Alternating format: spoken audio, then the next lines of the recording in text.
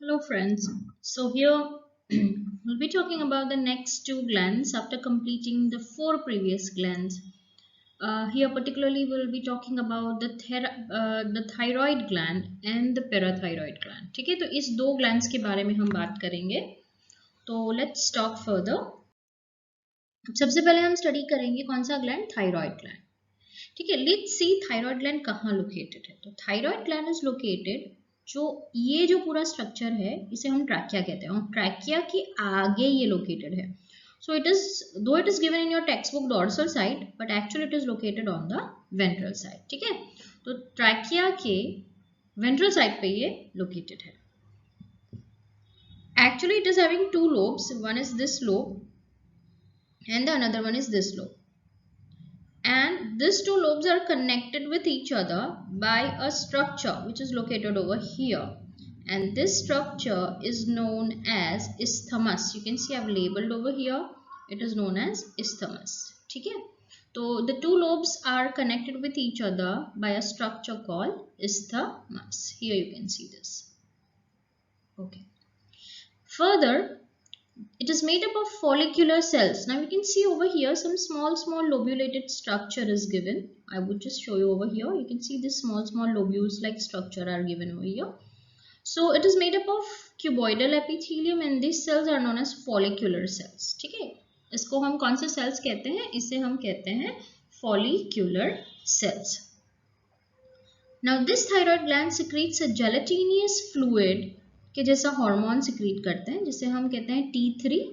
The full form is tri iodothyronine, मतलब इसके structure में 3 आयोडीन के स्ट्रक्चर्स इन्वॉल्व होंगे. And another one is T4. Okay, it is known as T4. Just remove this R, it is not required over here. Okay, so it is known as T4 and the full form is tetra iodothyronine, मतलब 4 iodine molecules are required over here. इसका जो दूसरा नाम है T4 का, that is known as thyroxine. अब ये जो दोनों है T3 और T4, ठीक है, इसके अंदर हमें किसकी जरूरत पड़ती है, इसके स्ट्रक्चर में इससे आयोडीन नेसेसरी है, इसलिए हम T3 और T4 को, they are known as iodothyronines. Remember, they are known as iodothyronines. And the third hormone which is secreted apart from T3, T4, third hormone that is secreted, it is known as thyrocalcitonin. तो 3 hormones ये overall secrete करता है, जिसमें से TCT जो thyrocalcitonin है वो बहुत ही लेस अमाउंट में होता है. Next, so let's see the functions of thyroid hormones. अब जैसे मैंने आपको बोला that T3 and T4 are known as iodothyronines, क्योंकि T3 में 3 आयोडीन के मॉलिक्यूल्स होते हैं और T4 में 4 आयोडीन होते हैं. So that is why we call it as tetraiodothyronines, and tetraiodothyronines को हम थायरोक्सिन भी कहते हैं. तो सबसे ज्यादा जो सिक्रीट होता है वो है थायरोक्सिन, या तो फिर हम उसे कह सकते हैं tetraiodothyronines. What is the function, ये हमारा बॉडी का main metabolic rate, that is what you call it as VMR, basal metabolic rate को ये रेगुलेट करता है. हमारा मेटाबॉलिज्म कितना एनाबॉलिज्म होगा या कैटाबॉलिज्म होगा, that is been regulated by this thyroid thyroxine. Then it controls the body weight. It also is responsible for mental development, मतलब ब्रेन के डेवलपमेंट के लिए और बोन्स के डेवलपमेंट के लिए. ऑसिफिकेशन मतलब बोन्स का डेवलपमेंट, दोनों के लिए ये बहुत ही ज्यादा इंपॉर्टेंट है. देन फ्रॉग के अंदर, अब हमने फ्रॉग का चैप्टर पढ़ा, उसमें हमें पता है कि टेडपोल से बड़ा फ्रॉग बनता है, एडल्ट फ्रॉग बनता है मेटामॉर्फोसिस से. वो भी पूरा रेगुलेट फ्रॉग के अंदर कौन सा हार्मोन करता है, थायरोक्सिन करता है. And it also suppresses RBC formation.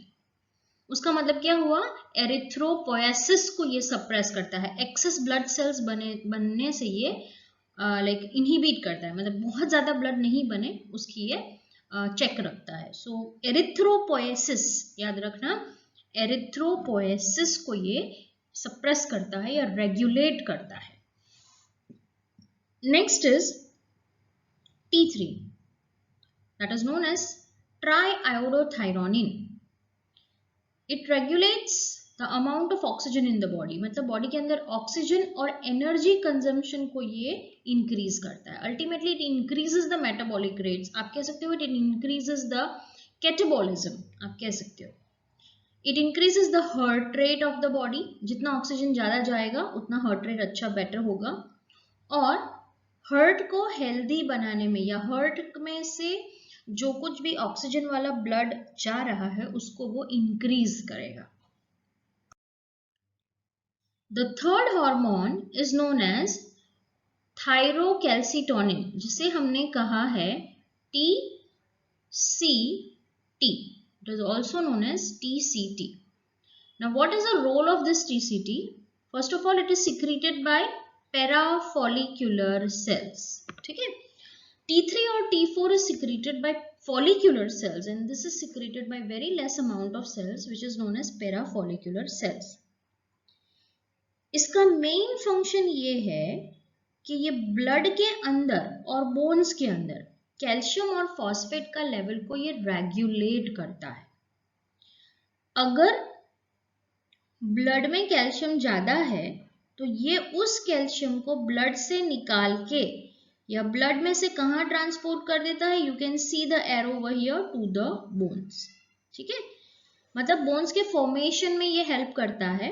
तो अल्टीमेटली अगर ये ज्यादा हो गया ये हार्मोन तो क्या हो जाएगा, ब्लड के अंदर कैल्शियम कम हो जाएगा. ठीक है, तो ये ब्लड का कैल्शियम लेवल को ये डिक्रीज करता है.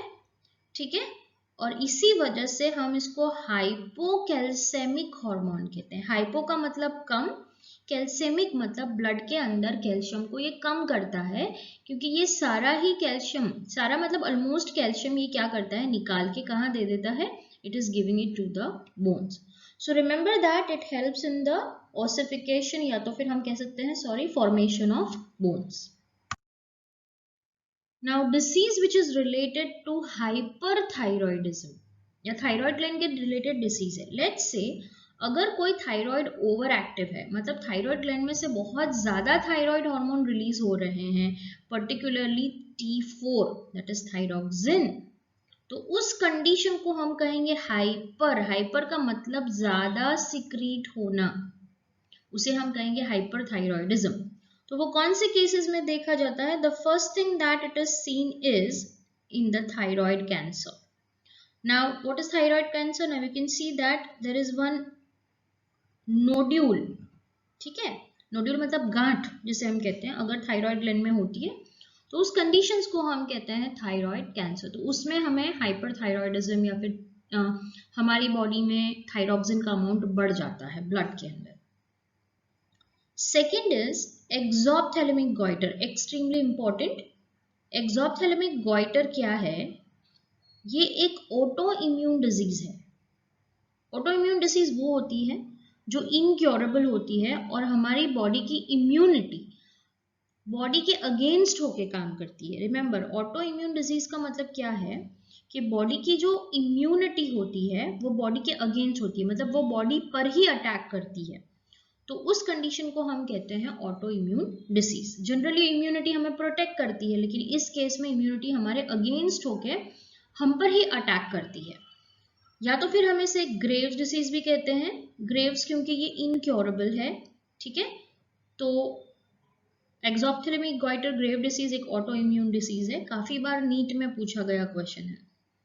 इसमें भी T4 का अमाउंट या फिर थायराइड हार्मोन का अमाउंट इंक्रीज हो रहा है.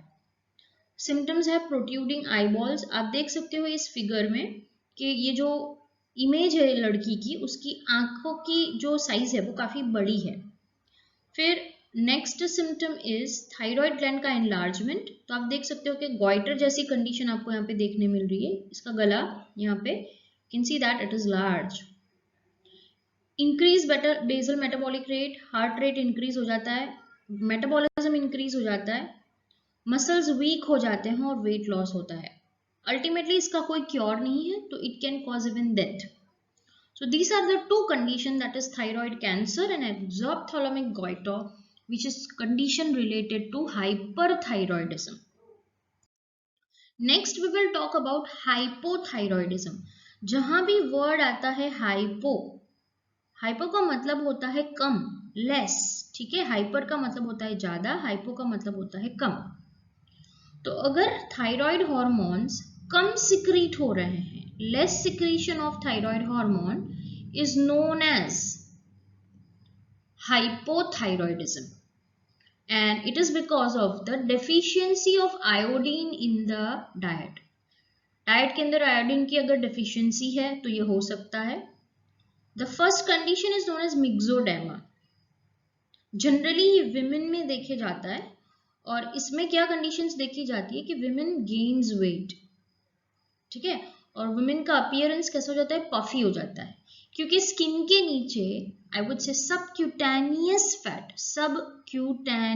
फैट, स्किन के नीचे का जो फैट होता है वो इंक्रीज हो जाता है, और मेंस्ट्रुएशन उनका बड़ा ही इरेग्युलर होता है. तो इस कंडीशन को हम कहते हैं मिक्सोडेमा. मिक्सोडेमा का मतलब पफी अपीयरेंस, फुला हुआ दिखाव.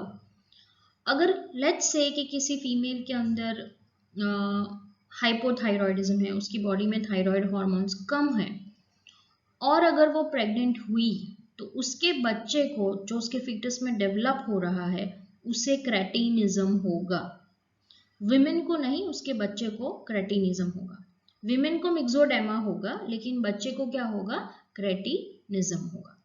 ओके, तो उसके पॉइंट्स क्या आएंगे. स्टंटेड ग्रोथ, मतलब वो बच्चा बहुत ही कम हाइट वाला होगा, बॉडी पे हेयर्स उसके काफी कम होंगे, म्यूट और डेफ होगा, बोलना और सुनना, शायद बोल ना पाए सुन ना पाए ऐसा हो, बहुत ही लो आईक्यू और मेंटली रिटार्डेड हो सकता है. Then the next point is abnormal skin. Skin बहुत ही एबनॉर्मल होती है, लाइक व्रिंकल्ड होती है.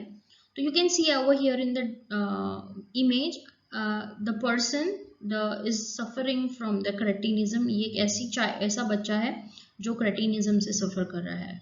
तो ऐसे कुछ अपीयरेंसेस हो जाते हैं एबनॉर्मल. दूसरी जो कंडीशन है that is known as endemic goiter, या तो फिर हम कह सकते हैं कि गॉइटर. जनरली अगर डाइट के अंदर आयोडीन की डेफिशिएंसी है तो थायराइड ग्लैंड में सूजन आ जाती है, हम कहते हैं स्वेलिंग, या तो फिर हम कह सकते हैं इन्फ्लेमेशन हो जाता है. और ये ज़्यादातर हिली रीजन्स में होता है, क्योंकि वहाँ पे सॉल्ट के अंदर आयोडीन की डेफिशिएंसी होती है. Hilly regions are far away from the sea level, तो उनमें जनरली हमें आयोडीन की डेफिशिएंसी देखने मिलती है. सो हमने स्टडी किया हाइपरथायरॉयडिज्म, जिसमें हमने देखा कैंसर और एक्सोप्थेल्मिक गॉइटर, और हाइपोथायरॉयडिज्म में हमने देखा मिक्सोडेमा, जो विमेन्स के अंदर देखा जाता है, जिसमें जनरली अपीयरेंस पफी हो जाता है, और मेंस्ट्रुएशन मतलब पीरियड्स इरेग्युलर होते हैं. अगर ऐसी कोई लेडी प्रेग्नेंट होती है तो उसके बच्चे को एक डिसीज होगा जिसे हम कहते हैं क्रेटिनिज्म. नेक्स्ट हम स्टडी करेंगे दूसरा gland, that is known as a parathyroid gland. Parathyroid gland, okay, it is located on the dorsal side of thyroid gland. So back side, यहाँ पे आप देख सकते हो कि थायराइड ग्लैंड के पीछे की तरफ, बैक व्यू, डोर्सल साइड पे 4 छोटे छोटे स्ट्रक्चर्स हैं, जिसे हमने कहा है, you can C over here 1 2, this is the second one, and this is the third one, and this is the fourth one. उसे 4 छोटे छोटे लोब्स जैसे स्ट्रक्चर होते हैं, जिसे हम कहते हैं parathyroid gland.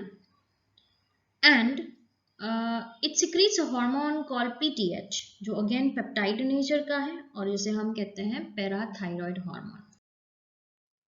Now what is the function of parathyroid hormone. हमने देखा कि TCT जो था वो ब्लड में से कैल्शियम बोन्स को देता था, मतलब वो उसका एग्जैक्टली अपोजिट फंक्शन PTH करता है. तो PTH क्या करेगा, बोन में से कैल्शियम निकाल के वो ब्लड को देगा. तो अगर एक निकाल रहा है तो दूसरा क्या करेगा, उस कैल्शियम को ऐड करेगा. तो पैराथायरॉयड हार्मोन बोन्स को वीक बना सकता है अगर ज्यादा है तो, क्योंकि वो बोन्स का डीमिनरलाइजेशन करता है. डीमिनरलाइजेशन का मतलब क्या हुआ, बोन्स में से कैल्शियम निकाल के वो ब्लड में देता है. तो ब्लड के अंदर क्या करेगा, ये कैल्शियम का लेवल यहाँ पे इंक्रीज हो जाएगा. ठीक है, TCT डिक्रीज करता है तो ये क्या करता है, इंक्रीज करता है. और इसी वजह से we call this hormone as hypercalcemic hormone. Hypercalcemic hormone. Remember this. Okay. हाइपरकैल्सेमिया मतलब ब्लड के अंदर कैल्शियम का अमाउंट इंक्रीज करना. ओके, तो you can see that it increases the calcium level in the body. ये बोन रिसॉर्प्शन का मतलब क्या होता है? बोन्स में से मिनरल्स को निकाल देना और हम कह सकते हैं कि ब्लड के अंदर दे देना. Apart from that, it also helps in the calcium absorption by renal tubules. मतलब किडनी में भी कैल्शियम का absorption बढ़ा देता है, डाइजेस्टेड फूड के अंदर से भी ब्लड के अंदर बढ़ा देता है. मतलब अल्टीमेटली पीटीएच एक ही काम करता है, ब्लड के अंदर कैल्शियम बढ़ाता है, कहीं से भी लेकर ब्लड के अंदर कैल्शियम बढ़ाता है. So we call it as hypercalcemic hormone. So today we have studied about two glands, thyroid gland and the parathyroid gland. In the next lecture, we will start with the two other glands, that is thymus gland and the adrenal gland.